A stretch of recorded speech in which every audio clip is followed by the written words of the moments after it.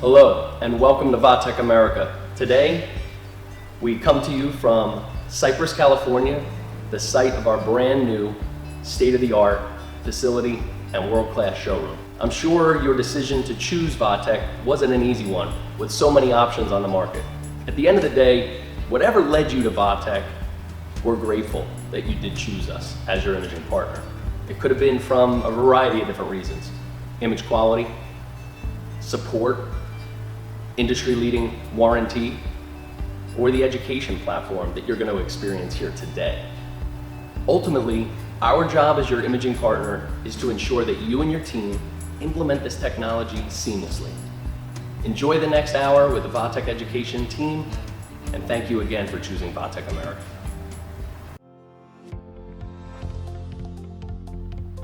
Welcome to your Vatech education experience. At the conclusion of today's sessions, you will understand the available modes for your new Vatech device, be able to accurately position patients, resulting in high-quality images, and also efficiently navigate the Vatech software. In addition to this training session, Vatech America has created a customized educational experience for you. The Vatech Education Academy has over 250 hours of on-demand content right from our website. We broadcast weekly 20-minute lunch and learn sessions on various clinical topics and ongoing training sessions customized for you. Before we begin, I would like to point out the chat feature on your screen. This allows you to chat with Vatech team members during your training session. Before today's live session, we prepared a presentation of our software workflow, including the most common questions and concerns, including CBCT image acquisition and how to identify patient movement, panoramic troubleshooting and image quality, CBCT exporting, and an introduction to our 3D software, EZ3DI. Thank you for choosing Vatech as your imaging partner. Here we are at our Vatech Education Academy. We are at vatechamerica.com/education. Let's look at some of the content within the Academy portal. Here you will find options to connect with a training specialist, launching our team viewer, or FAQ area for frequently asked questions. The quick reference area provides short training modules answering the most common questions that we receive. Videos and resources. The bulk of our education modules are located here. Viewing left to right, you will find device video modules including imaging for 3D, 2D, and intraoral tutorials, followed by software modules, and finally recorded webinars, which include past lunch and learn sessions and clinical partner sessions with industry key opinion leaders. To access, simply select your area of interest and create your account. Selecting a device or software option navigates you to the training modules.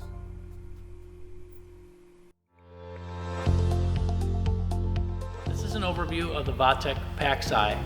We're going to look at the on-off switch, the emergency stop switch, our touchpad, appliances, and finally cleaning and care. First, let's start with our on-off switch. The on-off switch is located underneath the horizontal arm. It is a green toggle switch. In the morning, you want to come in and turn the machine on. The overhead will rotate and go through some startup checks. In the evening, you want to go ahead and toggle that off and power the device down. Also located underneath the horizontal arm is the emergency stop switch. It is a red button. If you have issues while positioning or acquiring an image, you can press that button and it will cut power to the overhead. Rotate that switch and it will restore power to the overhead. Moving on to the touchpad. The touchpad includes your unit up or down, your beam position button, and also your up and down hand switch.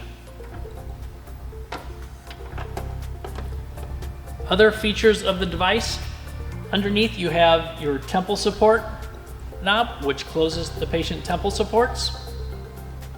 On the vertical column, you have your Frankfurt horizontal beam adjustment lever. And finally, your canine beam adjustment lever is a slide on the side of the device. Next, let's look at our appliances. Your bite stick here in the device. The device also includes an edentulous cup, which also fits in the chin rest. And lastly, your TMJ or sinus appliance.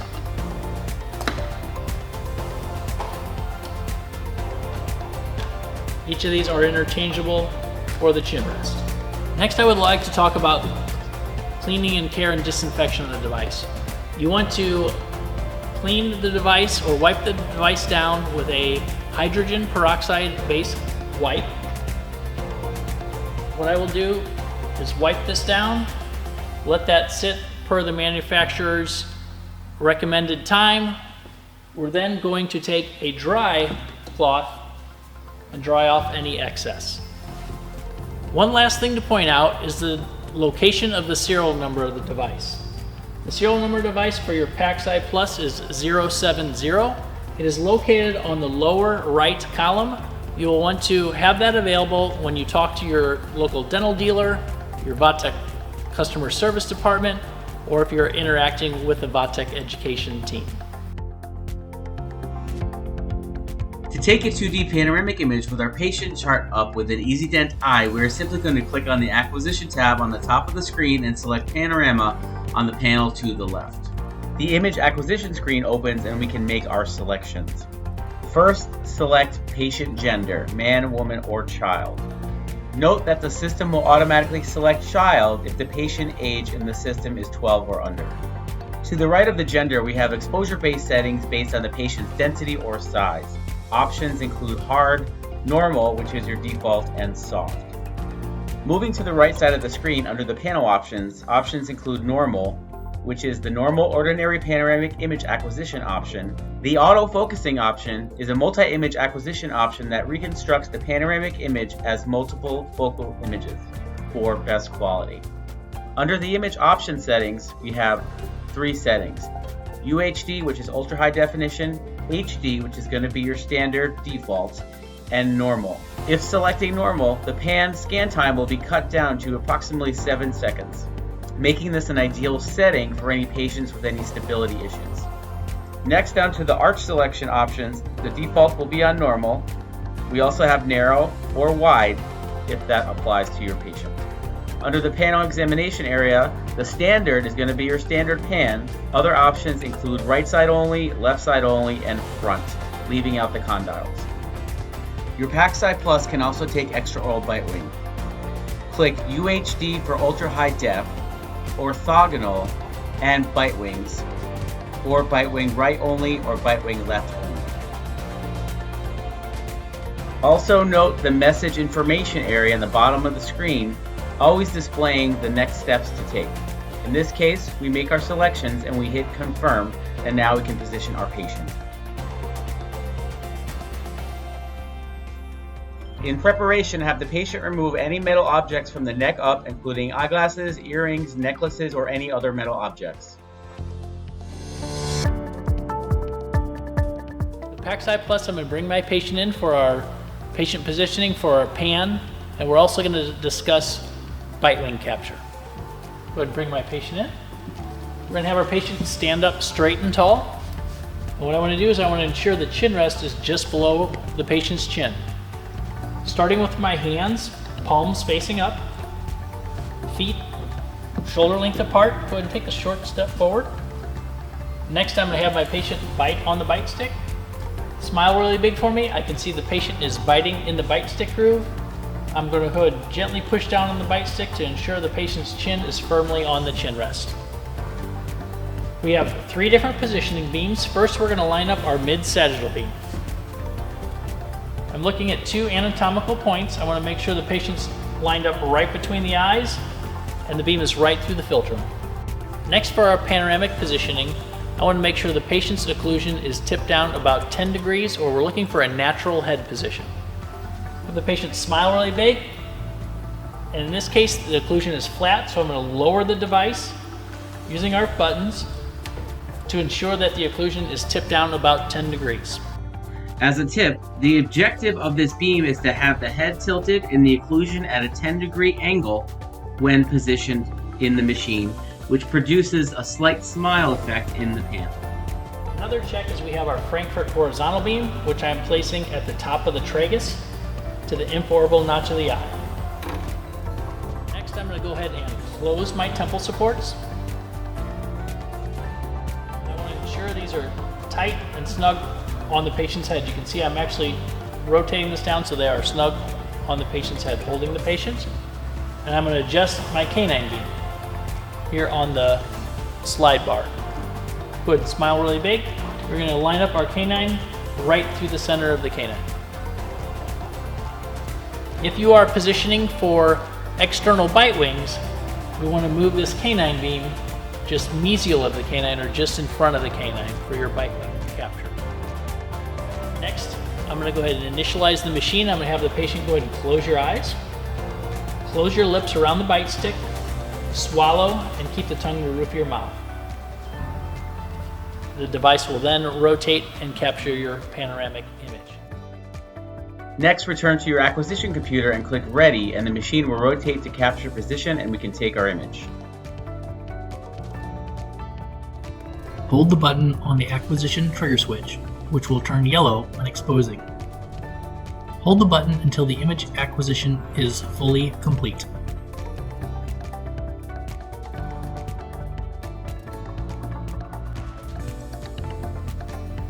Once capture is complete, I can go ahead and release the patient from the device by opening the temple supports. Go ahead and open your eyes and go ahead and have her come off of the bite stick there.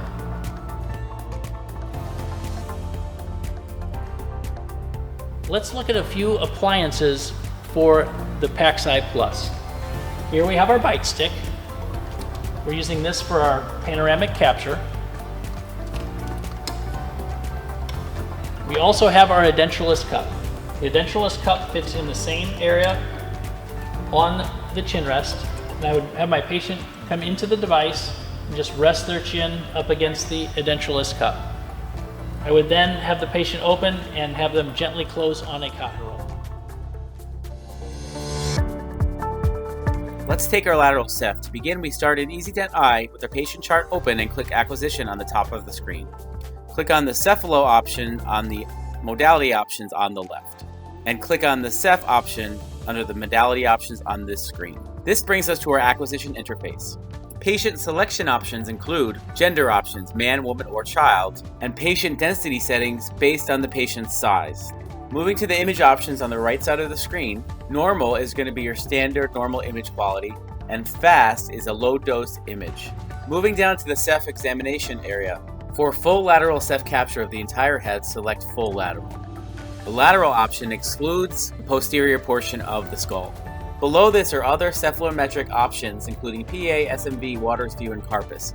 To view instructional videos on these specific images, please visit our Vatech Academy. Next, we just click Confirm and we can position our patient. We're going to view cephalometric positioning for your Vatech device. So I'm going to go ahead and start by having our patient come into the device and go ahead and stand up straight and tall for me, up or down with my hand switch, either on the column here, or we may have our hand switch here where we can raise this up or down. What I'm looking to do is get our ear rods into the ear canals. So go ahead and stand up straight and tall and walk forward for me just a little bit. And I need to lower the device down. And I'm gonna, with my fingers at the top here, I'm just gonna gently push on this, and you can see how these move in very easily. And I'm going to make sure that those are firm in the external auditory canals, or the ear canals. Next, I'm going to take my Nasion bar and I'm going to rotate it down. You'll notice on the side I've got my pinch points here. I can move this up or down, and I want to move this forward. We are looking to have the patient in a natural head position, so what I want to do is have my patient Just gently tip your head down, smile for me, and I'm going to open the smile, and I'm looking at her occlusion. Okay, you can go ahead and relax. And I'm going to move this down. And we're going to go ahead and put this just like so. You can see that our patient is standing up straight, arms to their side. When we're ready to capture, I'm going to go ahead and have you gently close on your back teeth. I'm going to go ahead and step out of the room, and we're going to go ahead and take our image. Now return to your acquisition computer and select Ready on the screen, and we can take our image. Hold the button on the acquisition trigger switch, which will turn yellow when exposing. Hold the button until the image acquisition is fully complete.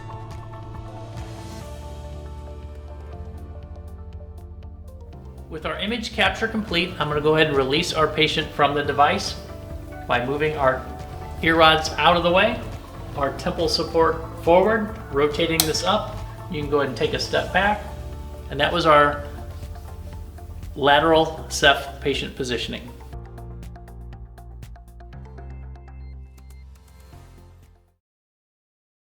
So Jim, why don't we talk about some fundamentals of hand positioning and common things that can occur in your images?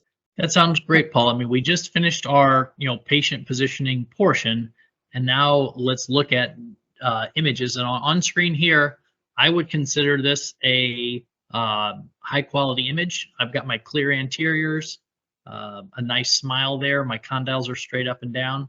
So the question is, what do we look for in Pan IQ? Right. Several things. And why don't you describe on here, take me through what we're seeing here and what those 6 or 7 evaluation techniques we use to look at a pan. Yeah, so the dashed white lines kind of outline just what we're looking at. We don't want the occlusion flat. We want a slight smile by having that 10-degree angle of the posterior teeth in there, which creates that slight smile you see there. You have the palate is nice and flat up there. It's designated by those white double-digit lines there. The condyles are even. One side's not tilted or larger than the other. And the chin there is in a slant position. Right. So that's what we look for when we're evaluating. The thing is, we're working with patients and they may not be compliant to what we've asked them to do. And one thing that happens all the time, and you all know that, is where they bite on the bite stick too far forward. They bite in front of the groove, and maybe we don't have our canine light properly aligned. And Paul, what do we see here that usually happens when we're out of that focal trough? Well, we see blurry anteriors, and even in this one, it's the spine position is out of position. You want to have that spine as upright as possible, even before they bite on the bite stick. Visualize where that spine is. You want it very upright. Have them bite in the bite grooves. Make sure they're biting in the bite grooves to avoid this issue. Right.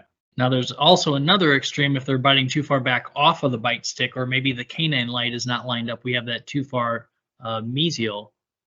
This is where we get that blurry anterior there, you can see. And so we're out of that focal trough. Right. And it's causing that blurry anterior.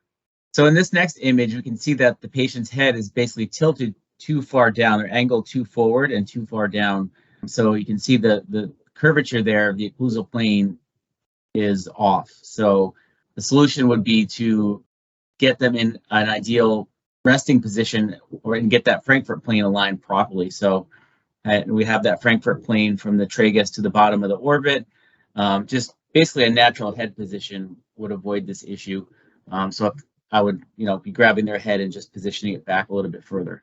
And maybe having the maxillary occlusion tip down right about 10 degrees so we don't get that sharp V in this pan here. Right, that's right.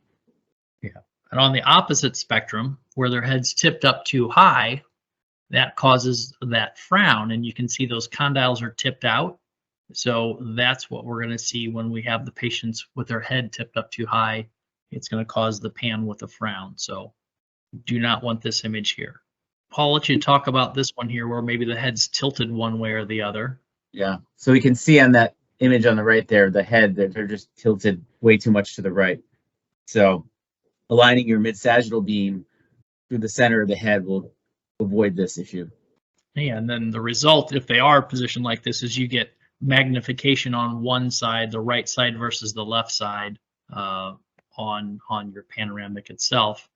Now, the other factor that could happen is where their head's twisted.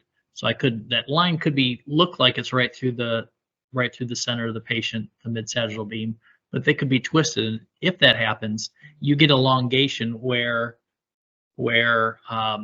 the ramus gets stretched out or your molars get stretched out, and you can see that is highlighted here with the double arrows on right side versus left side. Right. This next slide, Paul, I think we all come across this, where we ask the patient to put the tongue flat to the roof of the mouth and they don't, or how are we telling them? So here we can see where we have the dark shadow going through the maxillary arch. That is actually the air that's behind the front teeth. And several offices, when we instruct them on how to position, how to relate this to the patient, I have them swallow and then keep the tongue flat to the roof of the mouth, and that should eliminate that shadow that is interfering with those maxillary teeth there. Often we see lower anterior distortion, and that's where we have the patient they're not standing up straight. We want that spine straight and their chest right up against the chin rest there. And we talked about that when we did our patient positioning a little while ago. So it's really important to make sure that their body is right up against that, spine is vertical, and that's gonna eliminate having that washed out anterior region there. Paul, what happens whenever the patient moves? If we don't have those temple supports tight, what happens then? The entire image usually is going to be blurry and not well defined. Yeah, so that's really important. Get those temple supports nice and tight, and that's going to eliminate any or reduce the chance for any patient movement there.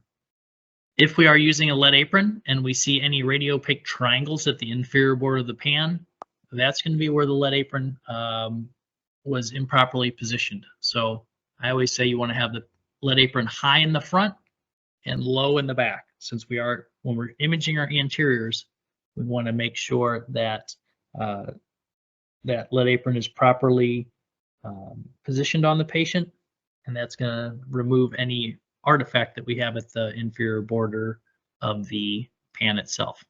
Right. And take us through a brief overview of like image that's too light or too dark, underexposed, overexposed. What happens there? What has happened if we see that? So when you see an image like that, a lot of times if it's too light, we're underexposing it. And if it's too dark, we're overexposing it. The Vatech software, as we just reviewed, it auto sets the KV and the MA and the time based on the patient, the age of the patient, and the morphology.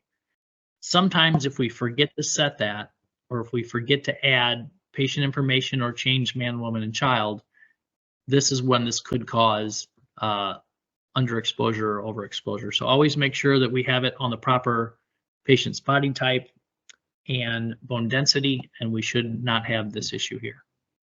So Jim, in this next image, we can see the patient clearly has earrings on, and that will not only show up in your image, it'll cause streaking. That's what we can see in the upper two white boxes on top there.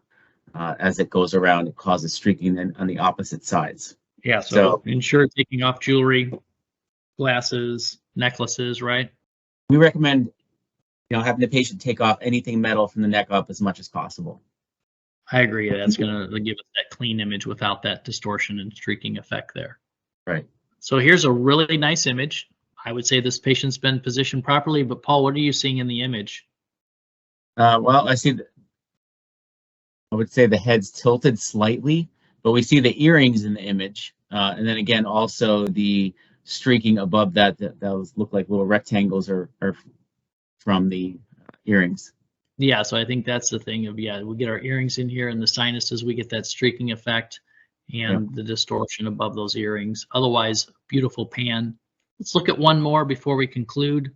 What are you seeing here on this image? See that little white area on the bottom portion of the image, which is going to be the vest essentially creeping up on the back of the neck, causing that little white spot there. So Paul, I think that concludes our review of the panoramic imaging. troubleshooting or image IQ. I think the main things are ensuring that we are positioning the patient proper, taking off the jewelry, which should result in a clinically diagnostic image. This concludes our training session for today. If you do have any questions, feel free to email us. You can also sign up for additional training at our Vatech Education Academy on the online scheduler. Thank you for choosing Vatech as your valued imaging partner.